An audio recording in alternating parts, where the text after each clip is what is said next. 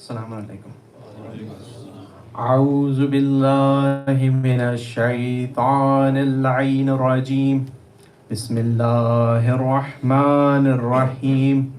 الحمد للہ الملک الحق المبین.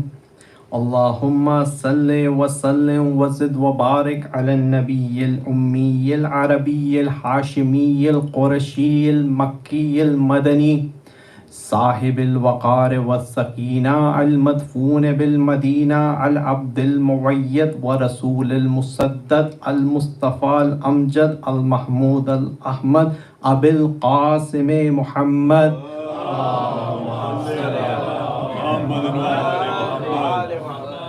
وأهل بيته الطيبين الطاهرين المعصومين المظلومين. أما بعد فقد قال الله سبحانه وتعالى في كتاب محكم مبين. بسم الله الرحمن الرحيم. واعبد ربك حتى يأتيك اليقين. صلوات اللهم صل على محمد وآل محمد. جس آیہ مبارکہ کی تلاوت کا شرف حاصل کیا گیا یہ سورہ ہجر کی 99 آیت ہے. اس میں اللہ تعالیٰ ارشاد فرماتا ہے کہ عبادت کرو اس وقت تک جب تک تمہیں یقین نہ حاصل ہو جائے. اور اس سلسلہ مجالس کا جو اللہ تعالیٰ نے مجھے موقع دیا، اور یہ ایک بہت بڑی اللہ تعالیٰ کی طرف سے دین ہے. میں آپ لوگوں کے سامنے بہت اوپنلی بات کروں گا کہ ہم نے کوشش کی مولاناؤں کی، لیکن ہمیں مولانا نہیں ملے. اور ایک پوائنٹ کے اوپر آ کے ڈاکٹر حاتم نے کہا کہ تم مجلس پڑھو، اور مجھے یہ ایک میرے لیے بہت بڑا شرف ہے اور بہت بڑی رسپانسبلٹی ہے کہ 40 کی مجالس پڑھنا.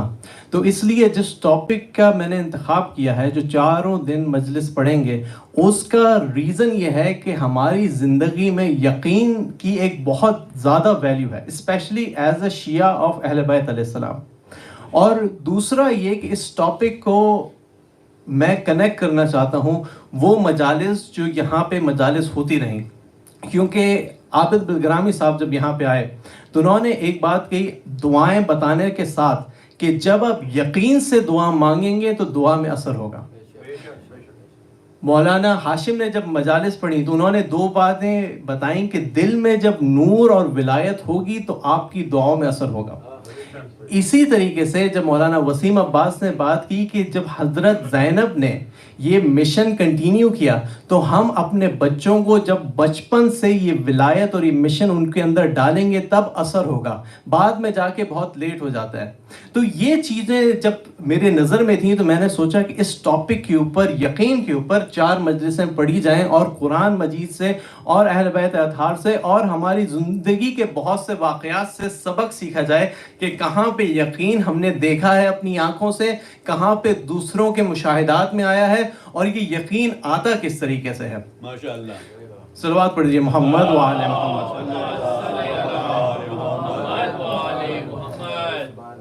اور اس کو ایک چیز جو میں آلسو ذکر کرنا چاہتا ہوں کہ ایک مجلس پہلے آج سے کوئی 3 ہفتے پہلے میں نے پڑھی تھی، حسن بھائی یہاں موجود تھے، دل کے اوپر کہ دل کتنی بار اللہ تعالیٰ نے قرآن مجید میں 132 دفعہ کہا ہے. کبھی قلب کہا ہے، کبھی صدر کہا ہے، کبھی فواد کہا ہے، بہت طریقے سے کہا ہے. تو کیا تعلق ہے یقین کا اور دل کا؟ تو پہلے تو صرف ڈیفینیشن کے اوپر آتے ہیں کہ یقین سے مراد کیا ہے. یقین سے مراد سرٹینٹی ہے. سرٹینٹی یعنی کہ ایسی ایبسلیوٹ آپ کو نالج ہو یا آپ کو پتا ہو کہ یہ رات ہے تو رات ہے، اگر دن ہے تو دن ہے، اس میں کوئی شک نہ ہو. یقین کی ضد ہے شک، یعنی یقین کا اپوزٹ ہے شک. شک بچوں کے لیے مطلب ہے ڈاؤٹ. ڈاؤٹ یعنی وہ آپ کو کنفیوژن کریٹ کرتا ہے، وہ انسرٹینٹی کریٹ کرتا ہے. امام علی علیہ السلام کا جو وسیع، اللہم صلی علی محمد ایک اور پڑھ سکتے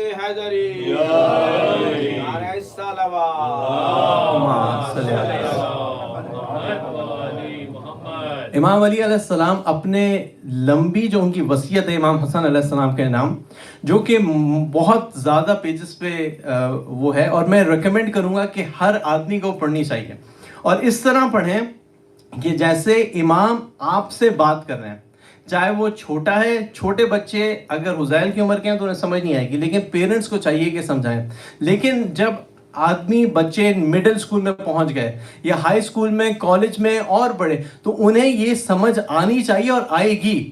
تو انہیں ہر کسی کو چاہیے وہ پڑھے اور یہ سمجھے کہ امام علی علیہ السلام آپ سے بات کر رہے ہیں.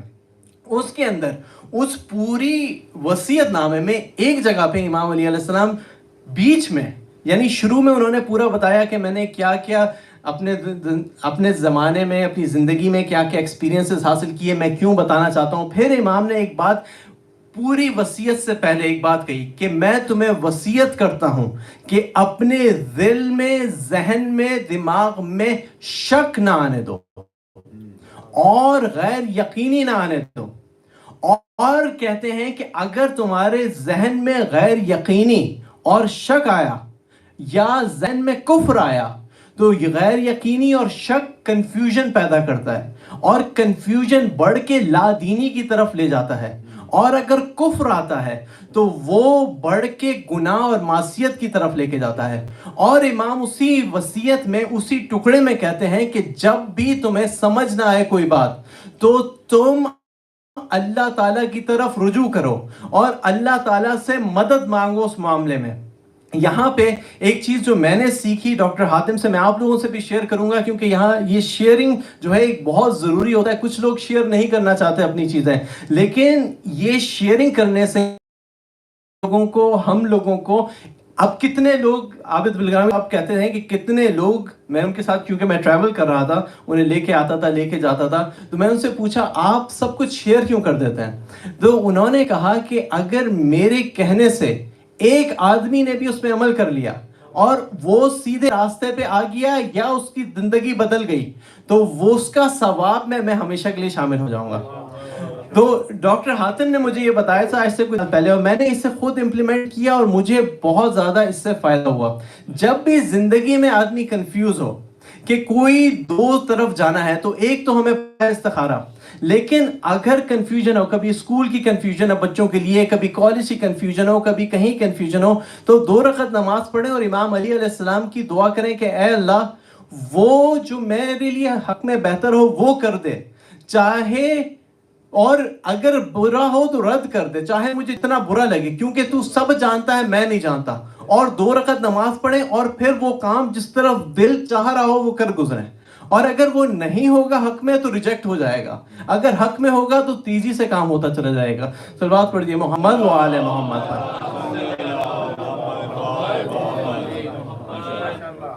تو اب یہاں پہ سوال جو میں ریز کر رہا تھا اپنے آپ سے کہ as a Shia, as a مسلمان، ایز اے ہیومن اور ایز اے شیعان علی علیہ السلام یقین کیوں ضروری ہے؟ خاص طور پہ شیعان علی علیہ السلام کے لیے یقین کیوں ضروری ہے؟ کیونکہ ہمارے جو مذہب ہے اس میں جو واقعات ہیں، کیونکہ ہم ان کے ماننے والے ہیں جو حجت خدا ہیں، ہم ان کے ماننے والے ہیں جنہیں اللہ تعالیٰ نے اپنا تصرف بہت سے معاملات میں دے دیا، ہم ان کے ماننے والے ہیں جن کو ناپاکی اور رجس نے چھوا تک نہیں.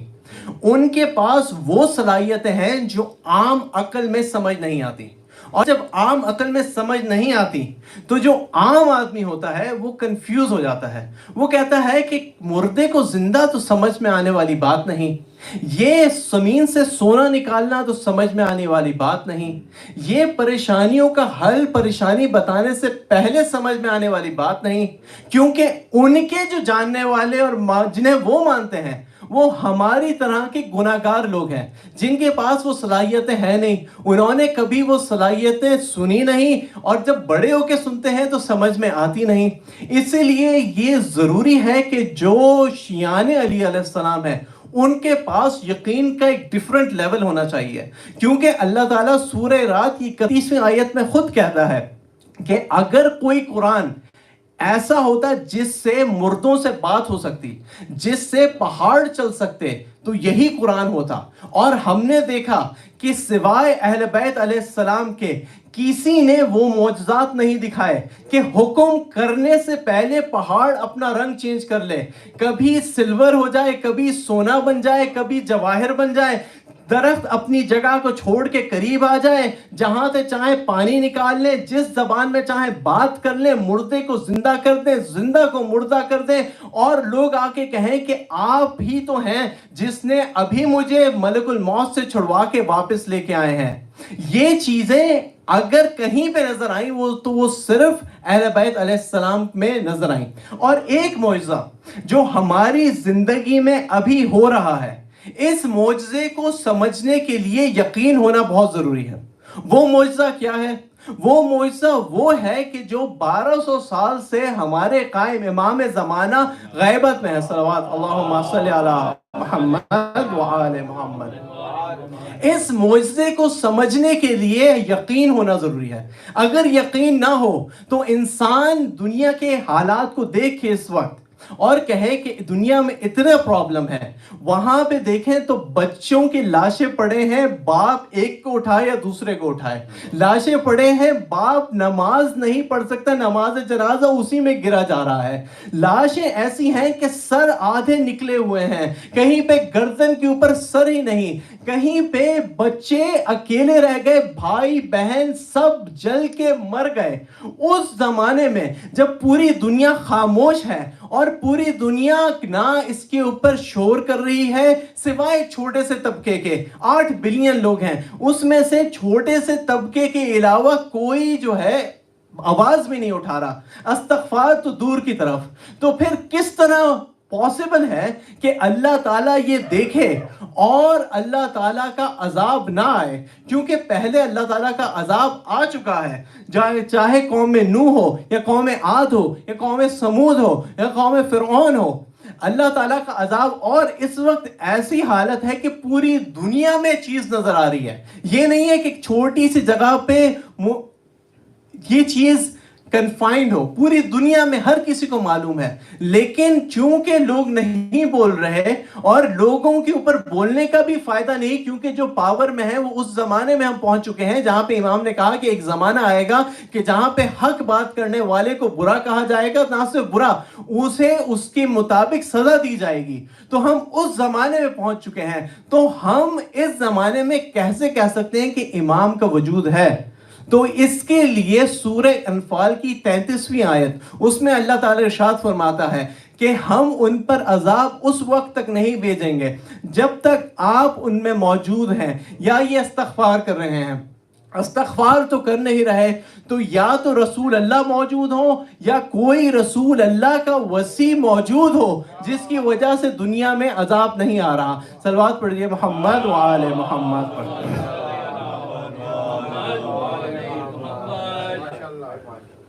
اب یہاں پہ چونکہ دنیا کے حالات ایسے ہیں جن کے اندر ہمارے ہاتھ میں بہت سی چیزیں نہیں، لیکن ایک چیز ہمارے ہاتھ میں ہے، یعنی کہ یقین کے ساتھ دعا کرنا. اور وہ دعا ایسی ہو جس کے اندر دل شامل ہو اور یقین ہو کہ جب امام آئیں گے تو ہم سب کچھ چھوڑ کے امام کے پاس پہنچیں گے. ذرا سی ہچکچاہٹ کی تو پھر واپسی پھر موقع نہیں ملے گا. کیونکہ جس کے دل میں پہلے سے یقین ہوگا، یہ تمنا ہوگی کہ امام آئیں، اور وہ دعائے عہد دل سے پڑھ رہا ہوگا کہ اے امام مجھے اس وقت اگر موت میرے اور اپنے اے اللہ موت میرے اور میرے امام کے درمیان حائل ہو جائے تو مجھے اس طرح اٹھانا جس طرح کفن میرا لباس ہو، میرا نیزہ اور میری تلوار میرے ہاتھ میں ہو، اور میں اپنے امام کا ساتھ دینے کے لیے ہر کھڑا ہو جاؤں اور ان کی رخ زیبا کی زیارت کروں. جب یہ یقین ہمارے اندر ہوگا سب جو ہے ہم دعا کر سکیں گے اور اللہ تعالیٰ سنے گا.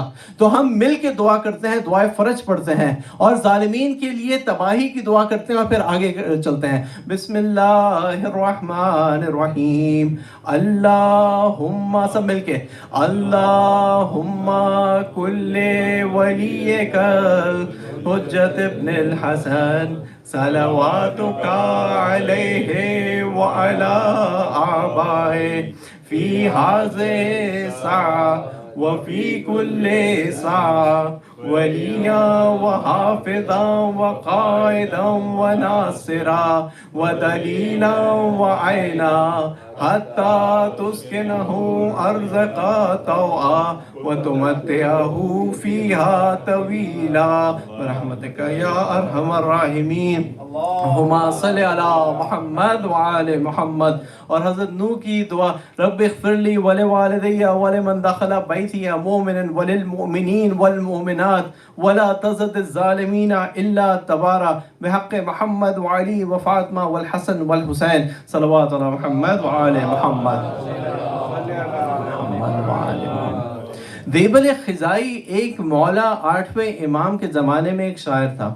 وہ ایک دفعہ امام کی خدمت میں حاضر ہوا اور اس نے امام سے کہا کہ میں نے کچھ شعر لکھے ہیں, میں آپ کو شعر بتانا چاہتا ہوں. تو امام نے کہا بتاؤ کیا شعر ہیں. تو دیبل کہتا ہے کہ شعر کا ترجمہ یہ ہے کہ مجھے راسخ یقین ہے کہ ایک امام قائم آئے گا اور وہ امام قائم دنیا کو عدل اور انصاف سے بھر دے گا اور ظالموں کو تباہ کرے گا اور ان کے چاہنے والوں کو وہ عزت نصیب ہوگی. اور یہ اس وقت ہوگا جب دنیا ظلم و ستم سے بھر چکی ہوگی. امام کہتے ہیں کہ یہ جو تم نے کہا یہ بالکل عینی حق ہے. یہ جملے تمہارے نہیں, یہ جملے روح القدس نے تمہاری زبان پہ جاری کروائے ہیں. یہ واقعی ہوگا لیکن میں وہ نہیں ہوں. یہ آئے گا, یہ قائم ہمارے قائم اس وقت آئیں گے جب میرے بیٹے محمد ابن علی, ان کے بیٹے علی ابن محمد, ان کے بیٹے حسن ابن علی, ان کے بیٹے القائم المہدی علیہ السلام آئیں گے. اللہم صلی علی محمد وآل محمد. اور اس وقت دنیا ظلم و جور سے بھر چکی ہوگی اور وہ وقت ایسا ہوگا کہ جب ان کی آنے میں اگر دنیا میں ایک دن بھی رہ گیا تو اللہ اس دن کو اتنا لمبا کر دے گا کہ ان کا ظہور ہوگا اور وہ دنیا کو عدل و انصاف سے اس طرح بھریں گے جس طرح ظلم جوڑ سے بھری ہوگی اور وہ ہمارا بدلہ لیں گے. تو انشاءاللہ وہ وقت آنے والا ہے. اس لیے ہمیں وہ یقین پیدا کرنا ہے اپنے دل میں کہ اگر وہ وقت ہماری زندگی میں آئے تو ہم ہچکچائے بغیر وہاں پہنچ جائیں, اور اگر ہمارے مرنے کے بعد آئے تو مرنے کے بعد ہمیں اٹھایا جائے اور ہم ان کی فوج میں شامل ہوں. ایک بار صلوات پڑھ دیجیے محمد وآل محمد پر. تو اس ٹاپک کے لیے جو میں نے 4 دن وہ کیے, اس کو ڈیوائڈ جو کیا ہے, ذرا سا میں تمہیداً بتا دوں لوگوں کو تاکہ لوگ جو آج کے بعد کبھی آن لائن سننا چاہیں یا آنا چاہیں ان کو پتا ہو کہ کیا کس طریقے سے یہ اسٹرکچرڈ ہے. پہلے دن آج جو ہے میں علم کے اور یقین کے بارے میں, اس کی 3 ٹائپس کے بارے میں بات کریں گے. کل جو ہے علم اور علم کے ساتھ شک کے اوپر بات کریں گے کہ یقین کا علم سے کیا تعلق ہے اور یقین کا شک سے کیا تعلق ہے, اور شک کہاں کہاں قرآن مجید میں ہے. پرسوں جو ہے یقین اور اللہ تعالیٰ نے کہا ہے عبادت, اتنی عبادت کرو کہ یقین حاصل ہو جائے, اس سے کیا مراد ہے اس کے اوپر بات کریں گے. اور دعا کے اوپر بات کریں گے کہ دل کا کیا تعلق ہے, کیونکہ جناب فاضل موسوی صاحب سے ملاقات ہوئی تھی 6 مہینے پہلے, وہاں سے کچھ چیزیں میں شیئر کروں گا. اور چوتھے دن کچھ پریکٹیکل ایگزامپل شیئر کریں گے جو ہمارے اپنی زندگی میں اپلائی کر سکتے ہیں, جس کی وجہ سے ہمارا یقین آہستہ آہستہ بڑھے گا. اور یقین بڑھنا کوئی ایک دن میں نہیں ہوگا, یہ آپ دیکھیں گے جب ہم 4 دن میں آگے بڑھیں گے تو یقین ایسا نہیں کہ ایک وقت بڑھ گیا تو پھر اس کے بعد آپ کو یقین حاصل ہو گیا, ایسا نہیں ہے. یقین آپ کا بڑھتا ہے, آپ دوبارہ ایکشن کرتے ہیں, آپ پہ یقین مزید بڑھتا ہے, آپ اور اوپر ہوتے ہیں, اور یہ مسلسل سائیکل ہے جو چلتا رہتا ہے یہاں تک کہ آدمی کو موت آ جائے. اور جیسے جیسے یقین بڑھتا ہے ویسے ایسے امتحان بڑھتا جاتا ہے. تو ہمیں یہ چیز ذہن میں رکھنا چاہیے کیونکہ شیطان نے چھٹی نہیں لے لی, شیطان نے وعدہ کیا ہے کہ وہ بہکائے گا, اور ہمیں یہ اپنے اوپر یقیناً اپنے اوپر عمل کرنا چاہیے کہ شیطان کبھی بھی بہکا نہ پائے. تو اب اس سلسلے میں جس سورہ کو میں شیئر کرنا چاہتا ہوں, اللہ تعالیٰ نے 3 طریقے سے یقین کے بارے میں بتایا. ایک ہے علم الیقین, ایک ہے عین الیقین, اور ایک ہے حق الیقین. تو علم الیقین اور عین الیقین دونوں چیزیں سورہ تکاثر میں آئی ہیں. بسم اللہ الرحمن الرحیم. الحاکم التکاثر حتی زرتم المقابر کلا سوف تعلمون ثم کلا سوف تعلمون کلا لو تعلمون علم الیقین لترون الجحیم ثم ثم لترونها عین الیقین ثم لتسألن یومئذ عن النعیم. صلوات پڑھیے محمد وآل محمد علی محمد وآل محمد. تو یہاں پہ دو جگہ کے اوپر اللہ تعالیٰ نے ورڈ یوز کیا عین الیقین اور علم الیقین. لیکن اس کے لیے تھوڑا سا سوچنے کے لیے میں آپ لوگوں کو تھوڑا ترجمہ بتا دوں، کیونکہ یہ ہماری زندگی سے بہت زیادہ ریلیٹڈ ہے، اور اس کو میں آگے کل بھی کنیکٹ کروں گا.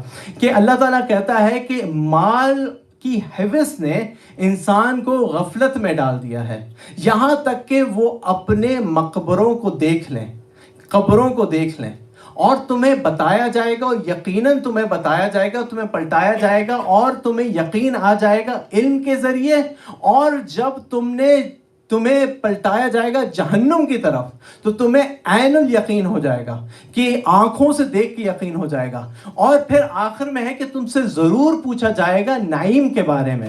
اب یہاں پہ اگین ذرا سا رک کے نعیم کو، پھر اس کے بعد عین الیقین اور حق الیقین اور علم الیقین کے اوپر بات کرتے ہیں.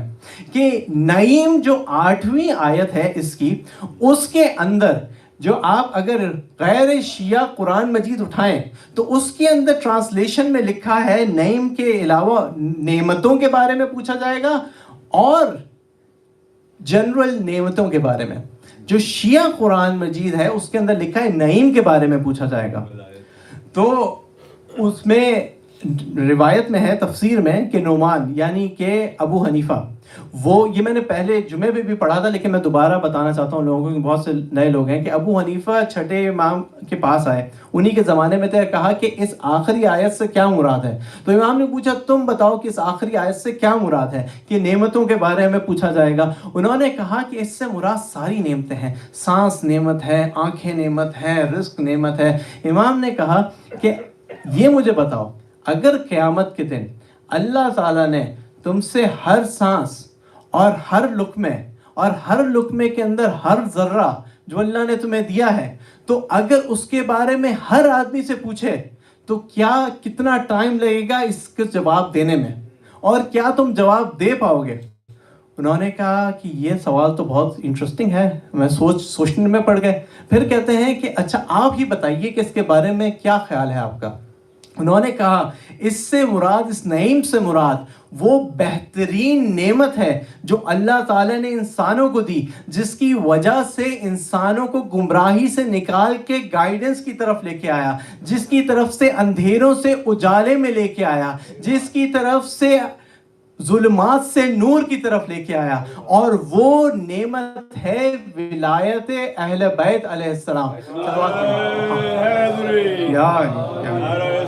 اللہم صلی علی محمد وآل محمد.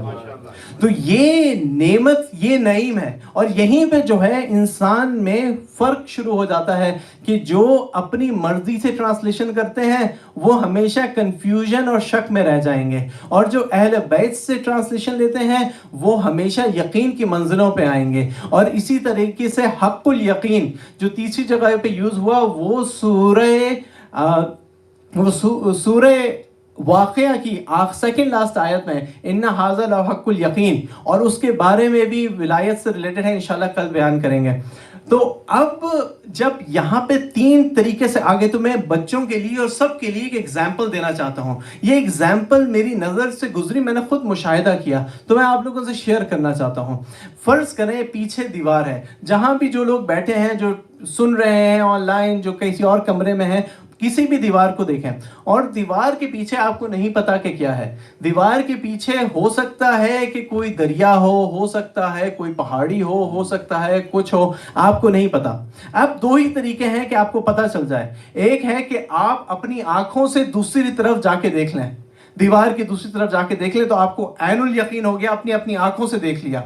دوسرا ہے کہ آپ کو علم الیقین، یعنی کوئی جو اس طرف کے حالات جانتا ہو وہ آپ کو آ کے بتائے.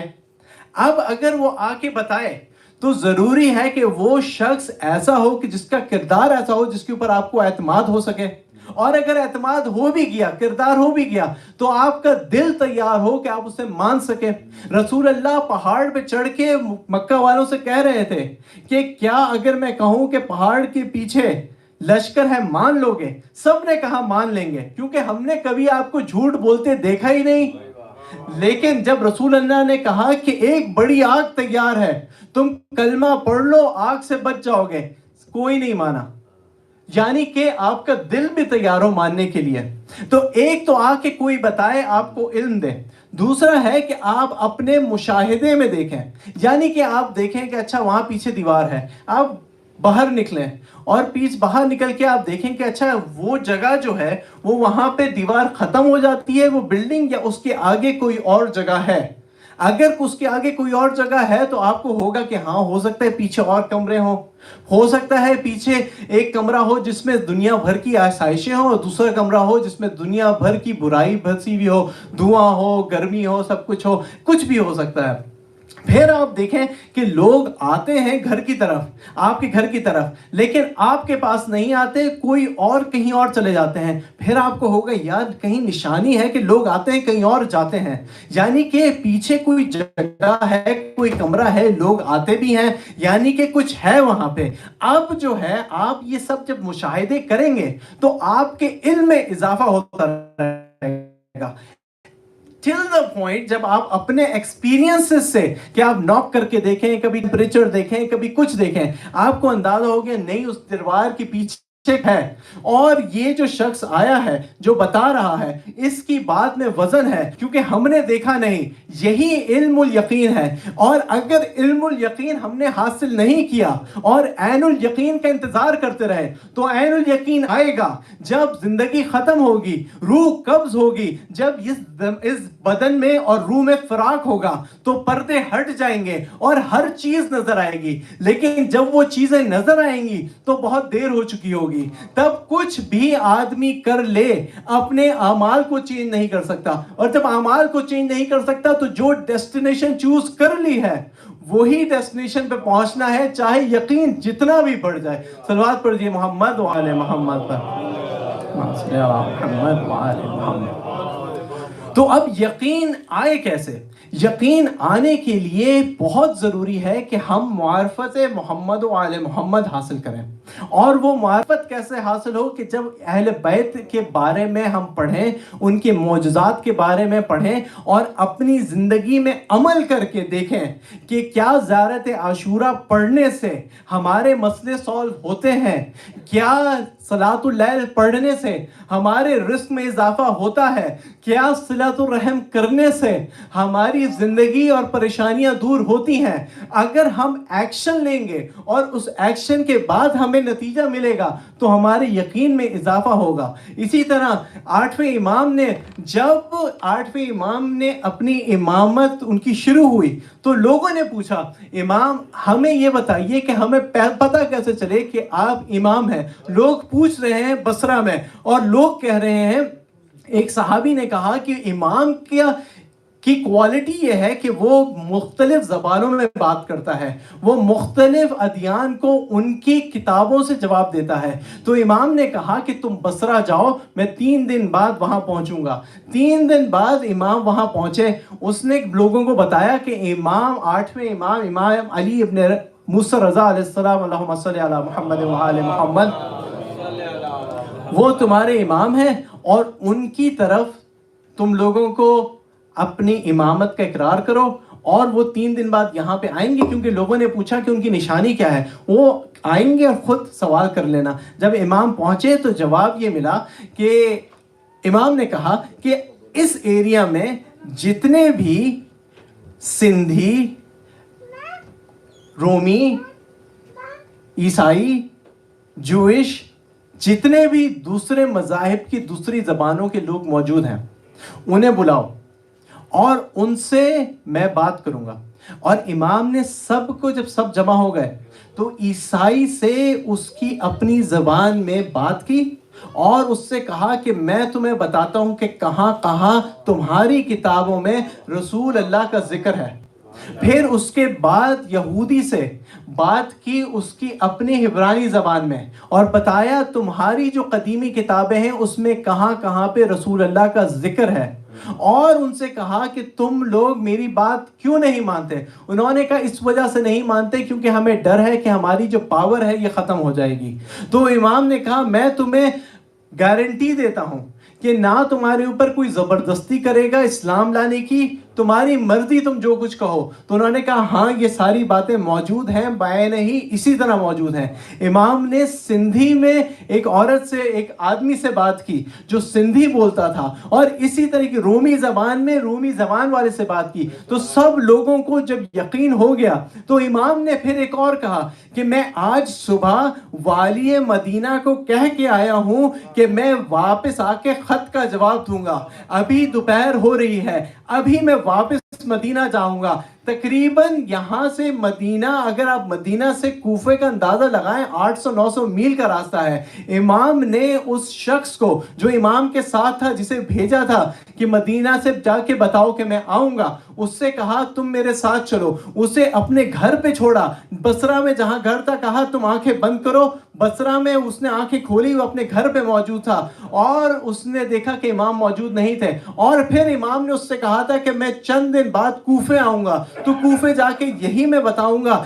یہ سب آثار دکھانے کا ریزن یہ تھا تاکہ انسان کو یقین ہو جائے کہ یہی حجت خدا ہے، اور یقین ایک بہت بڑی نعمت ہے۔ صلوات پڑھیے محمد وآل محمد۔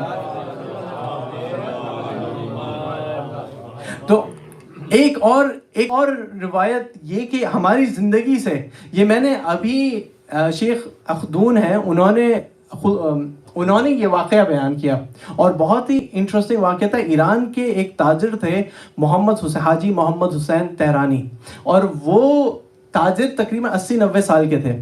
وہ بزرگ گئے تھے اور ان کے پاس لوگ آئے، کہنے لگے کہ ہم ایک امام بارگاہ، ایک حسینیہ بنانا چاہتے ہیں کربلا میں، تو آپ ہمیں کچھ کمک فراہم کیجئے، کچھ پیسے دیجئے۔ انہوں نے کہا جتنے پیسے لکھنا چاہتے ہو لکھ لو، یہ چیک ہے، اس کے اوپر جو لکھنا چاہتے ہو لکھ لو۔ انہوں نے چیک دیا، پیسے لکھے، واپس دیا، انہوں نے بغیر کچھ دیکھ کے سائن کر دیا۔ لوگوں نے پوچھا کہ کیوں آپ نے دیکھا نہیں، پتہ نہیں کتنی اماؤنٹ لکھ لی ہوتی؟ تو انہوں نے کہا میرے پاس جو کچھ ہے وہ سب امام حسین کا ہے، مجھے دیکھنے کی کیا ضرورت؟ اب وہ 60-70 سال سے وہ امام بارگاہ چل رہا ہے۔ اب ان لوگوں میں سے جو آیا تھا پیسے دینے کے لیے، ان کے گروپ میں سے ایک شخص نے دیکھا کہ حشر کا دن ہے، سب لوگ کھڑے ہوئے ہیں شیعان امام حسین، اور امام حسین لوگوں کے اعمال دیکھ رہے ہیں اور ججمنٹ کر رہے ہیں۔ ان میں سے وہ شیخ محمد حسین تہرانی بھی ہیں۔ جیسے ہی محمد حسین تہرانی قریب آئے، امام حسین کے پاس ان کی بک ہے، امام حسین نے بک لے کے پھاڑ دی، اور امام کہتے ہیں تم نے اس دن ہمارے لیے دیکھا نہیں تھا کتنے پیسے ہیں، آج ہم تمہیں دیکھ نہیں رہے تمہارے اعمال میں کیا ہے، تم جاؤ جو تمہارے راستہ۔ صلوات پڑھ دے محمد وآل محمد، اللہم صلی علی محمد وآل یا علی یا علی، اللہم صلی علی محمد وآل محمد۔ یہ آخری واقعہ، اور اس سے ربط مصائب کروں گا کہ آپ لوگوں نے یہ سنا ہوا واقعہ ہے تو زیادہ میں ٹائم اس کے اوپر نہیں لگاؤں گا، لیکن اس کے اندر ایک بہت ہی امپورٹنٹ میسج ہے جو آپ نے شاید پورا واقعہ نہ سنا ہو۔ کہ آپ لوگوں نے واقعہ سنا ہے کہ امام علیہ السلام جب مرو گئے تو وہاں پہ بارش نہیں ہو رہی تھی، تو امام نے دعا کی، اور بارش کے لیے لوگوں نے کہا کہ بارش کی دعا کریں، آپ نے دعا کی اور بارش ہو گئی۔ لیکن اس کا اگر پورا واقعہ آپ سنیں ذرا تو اس کے اندر ایک بہت سے امپورٹنٹ ایسپیکٹس ہیں۔ ایک یہ کہ جب امام کو بلایا گیا دعا کرنے کے لیے تو بارش نہیں ہو رہی تھی، لوگ کہہ رہے تھے کہ یہ نحوست ہے کہ یہ ولی عہد بن گئے اس وجہ سے بارش نہیں ہو رہی۔ جب مامون نے کہا کہ آپ دعا کریں تو امام نے کہا میں 2 شنبے کو دعا کروں گا۔ کیوں؟ کیونکہ کل رات کو میرے خواب میں رسول اللہ اور امیر المومنین علیہ السلام آئے تھے، اللہم صلی علی محمد وآل محمد، اور انہوں نے کہا تھا کہ کل تم سے یہ سوال ہوگا تو کہنا کہ 2 شنبے کو دعا کروں گا، اور لوگوں کو بلا لینا، سب کے سامنے میں دعا کروں گا۔ اب سب لوگ، اور کیونکہ لوگوں نے سوچا، مامون نے سوچا یہ دعا کریں گے، لوگ بارش ہوگی نہیں، ان کی قدر و منزلت کم ہو جائے گی۔ امام نکلے، میدان میں گئے، دعا کی، اور اپنا حق اور واسطہ دے کے اللہ تعالیٰ سے دعا کی کہ جس لیے اے اللہ تجھے واسطہ محمد و آل محمد کا کہ ان لوگوں کے اوپر بارش کر، مگر بارش ایسی کر کہ جن سے ان کی ضرورتیں پوری ہو جائیں، جو ان کے لیے مضر نہ ہو، اور اس وقت تک نہ ہو جب تک کہ اپنے گھروں کو نہ پہنچ جائیں۔ اب جیسے انہوں نے ہاتھ بلند کیے وہیں پہ بادل آنا شروع ہوئے۔ جب بادل آنا شروع ہوئے تو لوگوں نے دیکھا، لوگ بھاگنے لگے۔ امام نے کہا میری دعا یہ تھی نہیں کہ جب تم لوگ ہو تو یہاں پہ بارش ہو، جب تم کھڑے رہو، اور یہ بادل تمہارے لیے ہیں ہی نہیں۔ دوبارہ آئے، بادل چلے گئے، دوسری بار پھر بادل آئے گرج چمک کے ساتھ، پھر چلے گئے۔ 10 دفعہ ایسا ہوا۔ 11ویں دفعہ جب بادل آئے تو امام نے کہا یہ بادل یہیں برسیں گے، لیکن جب تک تم لوگ اپنے گھر میں نہیں جاؤ گے تب تک نہیں برسیں گے۔ اور گھر میں جب لوگ گئے تو بارش ہوئی، اتنی بارش ہوئی کہ تمام تالاب بھر گئے، لیکن اتنی نہیں ہوئی کہ جتنی کنیٹیکٹ میں اور یہاں پہ آج کل آپ دیکھ رہے ہیں پوری دنیا میں، کہ پوری دنیا میں امریکہ جیسے ملک میں گاڑیاں بہہ ہی جا رہی ہیں، اور یہ ایک دن کی بات نہیں، مسلسل ہو رہا ہے، کبھی کسی جگہ پہ کبھی کسی جگہ میں، لیکن بالکل متوازن بارش ہوئی، کم بھی نہیں ہوئی زیادہ بھی نہیں ہوئی۔ پھر امام نے دعا کی، جب سب لوگ آئے واپس تو امام نے دعا کی کہ میں تم لوگوں کو کہتا ہوں، وصیت کرتا ہوں، نصیحت کرتا ہوں کہ اپنے اوپر جو خدا کا انعام ہے اسے ضائع نہیں کرنا، اس کا شکر ادا کرتے رہنا۔ کیا انعام ہے؟ ولایت محمد و آل محمد، یہ سب سے بڑا انعام ہے، اس کا شکر ادا کرتے رہنا۔ اس کے بعد یہ کرنا کہ اگر کوئی مومن کسی دوسرے مومن کو پریشان دیکھے تو اس کی ضرورت پوری کرتے رہنا، کیونکہ یہ چیز تمہیں صراط سے گزار دے گی۔ اور پھر امام نے کہا کہ اچھا اب میں واپس جاتا ہوں۔ لوگوں نے کہا کہ امام یہ تو مامون کے پاس جا کے کہا کہ بارش تو ہونی تھی اس لیے ہو گئی، اس میں ان کا کیا تعلق؟ اب لوگ انہی کو بڑا سمجھ رہے ہیں۔ مامون اگر تو مجھے حکم دے تو سب کو بلا اور میں انہیں جھٹلاؤں گا، یہ وہ چیز ہے جو عام طور پہ نہیں پڑھی جاتی۔ مامون نے سب کو بلایا اور اس شخص نے کھڑے ہو کے کہا امام آپ کے لیے لوگ کہہ رہے ہیں آپ نے بارش کر دی، آپ نے کیسے بارش کی؟ بارش تو ہونی تھی تو بارش ہو گئی، آپ کا اس میں کیا کمال ہے؟ تو انہوں نے کہا کہ اچھا، اس شخص نے کہا کہ اگر آپ سچے ہیں تو یہ شیر بنے ہوئے قالین کے اوپر انہیں حکم دیں کہ یہ زندہ ہو اور مجھے اس طرح کھائیں کہ ایک خون کا قطرہ بھی نہ گرے، نہ ہڈی نیچے نکلے۔ امام کو غصہ آیا، امام نے شیروں کو حکم دیا اور کہا کہ تم اس بدبخت گستاخ کو یہیں پہ کھاؤ۔ دونوں شیر نکلے، ان دونوں نے اس طرح کھایا، نہ خون نیچے گرا نہ ہڈی نیچے گری۔ اور یہ دیکھیں مامون جو ہے سکتے میں آ گیا، لیکن مامون کے سکتے میں آنے کی وجہ سے مامون کے اندر ایمان اور یقین بڑھا نہیں، شک بڑھ گیا کہ اس کی زندگی اور اس کی پاور ختم ہو جائے گی، اور اس شک کی بنا کے اوپر جو اس کا مقصد تھا اس مقصد کی طرف جانے لگا۔ امام علیہ السلام جب چلے ہیں مدینہ سے تو لوگوں کو بتاتے ہوئے چلے تھے کہ اے لوگوں میرے اوپر مرثیہ کرو، میں اس کے بعد واپس نہیں آؤں گا تمہارے شہر میں۔ قبر رسول اللہ سے اس طرح لپٹتے تھے اور رو کے چھوڑتے تھے کہ جیسے آخری بار جا رہے ہوں۔ روایت میں ہے کہ ایک دفعہ امام محمد تقی علیہ السلام کہتے ہیں کہ میں حج کرنے کے بعد طواف کعبہ کے بعد کعبے کے مقام ابراہیم پہ جا کے بیٹھ گیا۔ میرے بابا کہتے ہیں کہ اٹھو میرے بیٹا، یہاں پہ کیوں بیٹھ گئے؟ امام کہتے ہیں کہ بابا آپ نے اس طرح ودا کیا کعبے سے کہ اب آپ واپس نہیں آئیں گے، میں کیسے آپ سے ملوں گا؟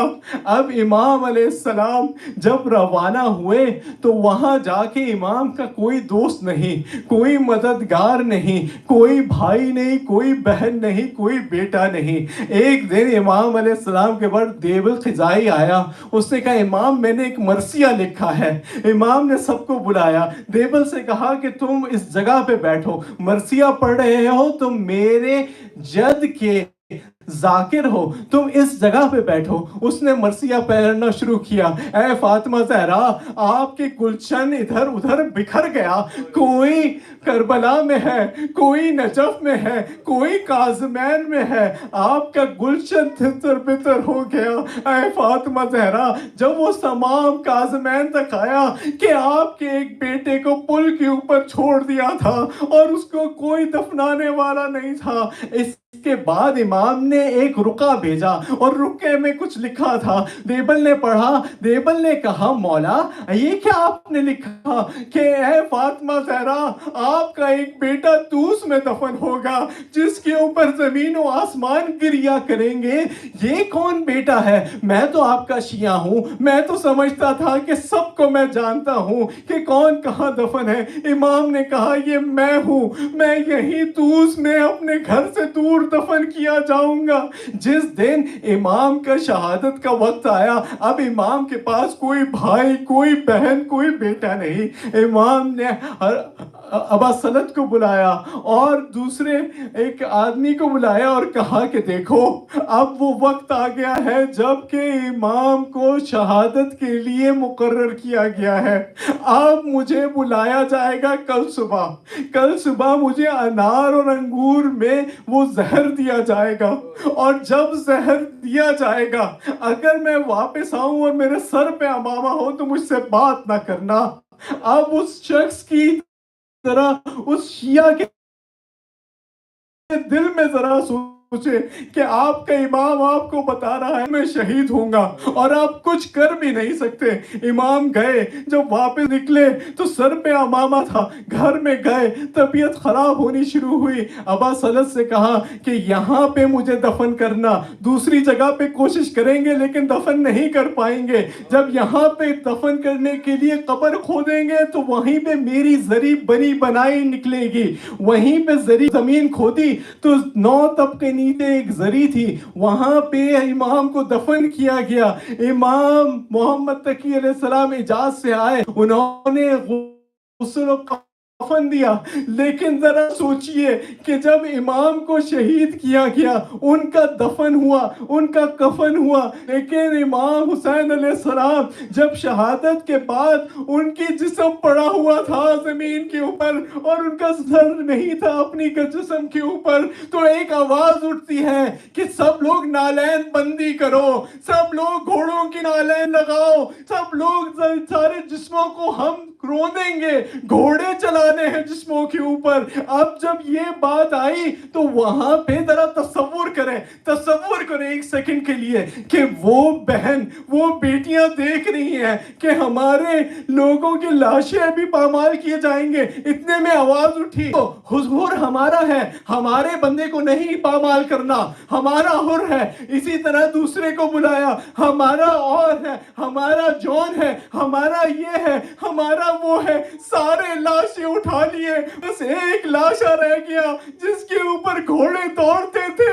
بہن کہتی تھی واہ محمد آپ کے بیٹے کو, فاطمہ زہرا کی کمائی کو زمین کربلا پہ رونا جا رہا ہے, اور بیٹا ایک بیمار اپنے باپ کی لاش, کٹی ہوئی پامال لاش دیکھ کے صدا دے رہا تھا, سیعلم الذین ظلموا ای منقلب ینقلبون. ماتم حسین, یا حسین, یا حسین, یا حسین.